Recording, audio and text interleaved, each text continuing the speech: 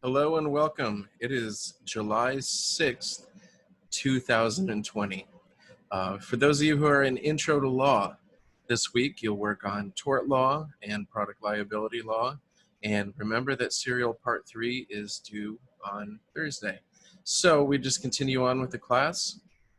It seems to be going well. And it's always nice to hear from you guys and see you in office hours.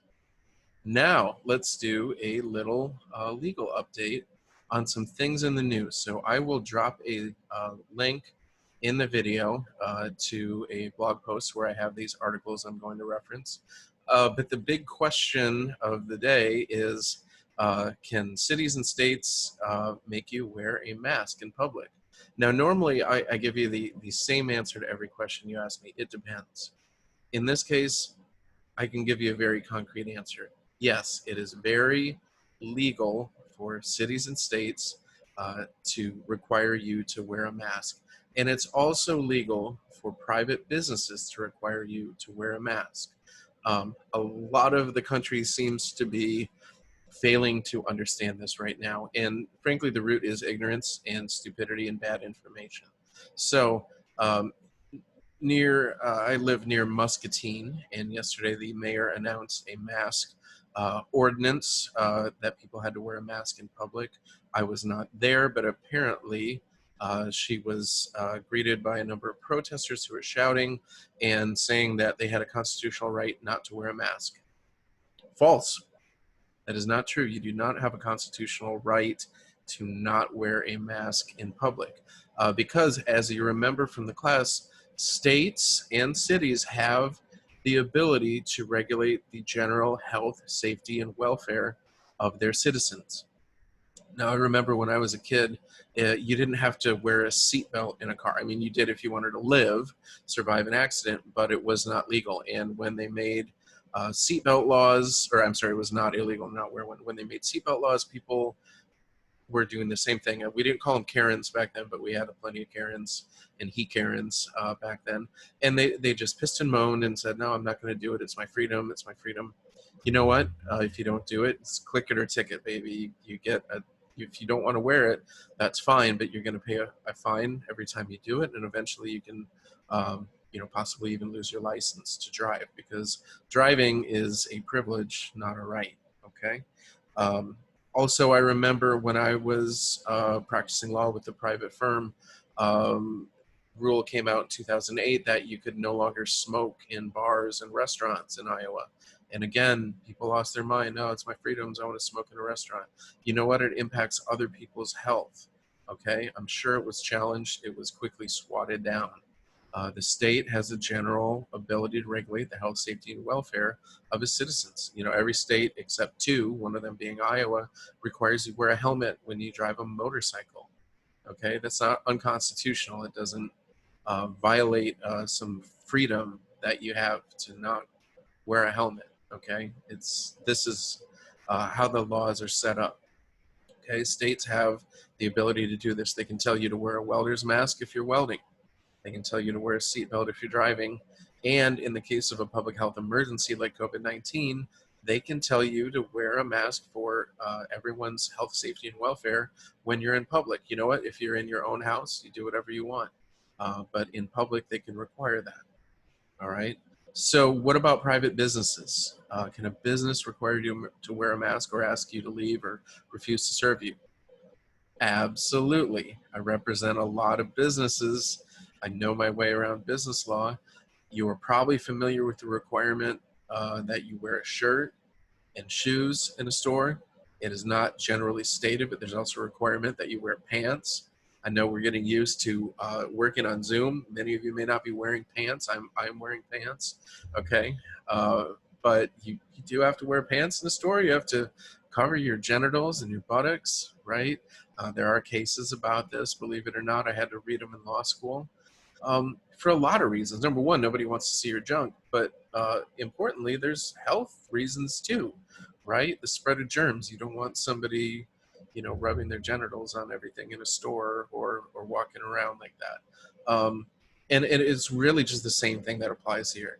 If a store wants you to wear a mask, they can require that, and they're not required to provide you one. I mean, how many times have you walked up to a store with no shirt and no shoes, and if they said, hey, you can't come in here, well, you have to give me a shirt and shoes.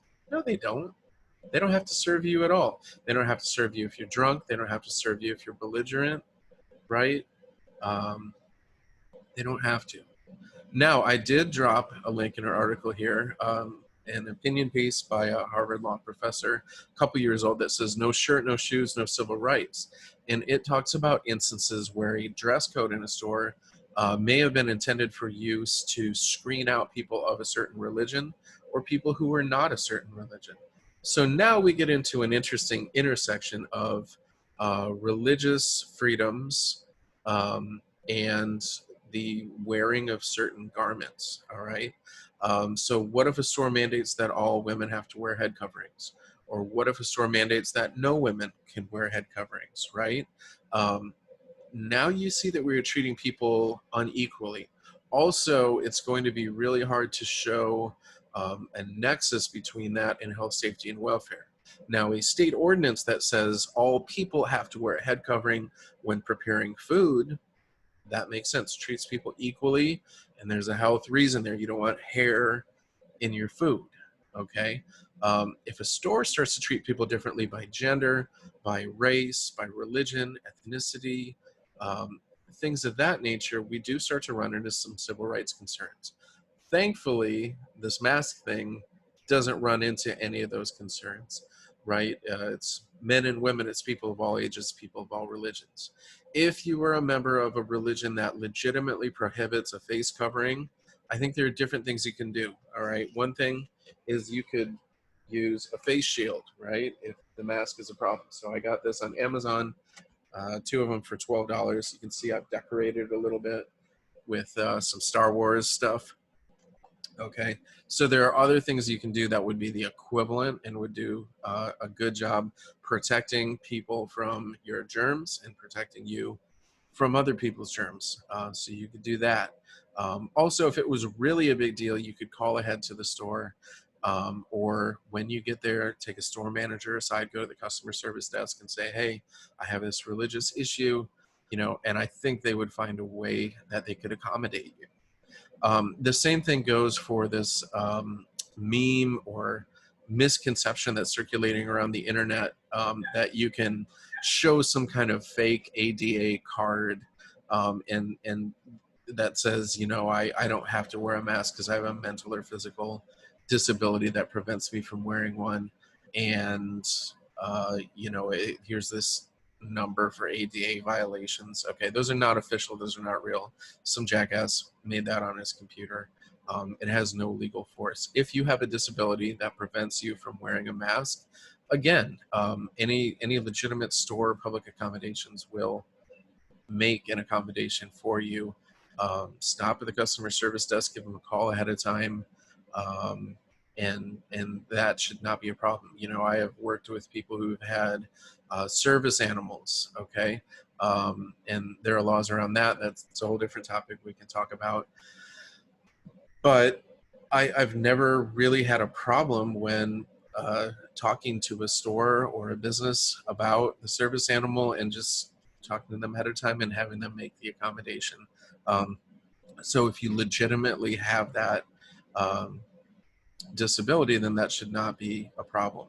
If you're just doing it to be a jerk, that is a problem. Misrepresenting your disability status is ethically wrong, and it's just a jerk thing to do. Don't do it. You know what? If you don't agree with the store's policy to wear a mask, don't shop at that store. You can buy stuff off Amazon if you're really that upset about it. Okay. And then I'm going to close with one just interesting article as I was doing my research.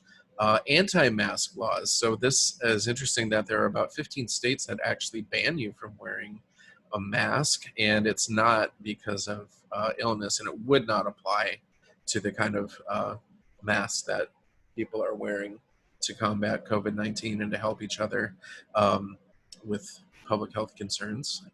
But it would apply to organizations like the KKK, who wear masks to conceal their identity while they commit crimes. All right, and so there's just some interesting information here about that. So I think anti-mask laws are probably the least of our worries.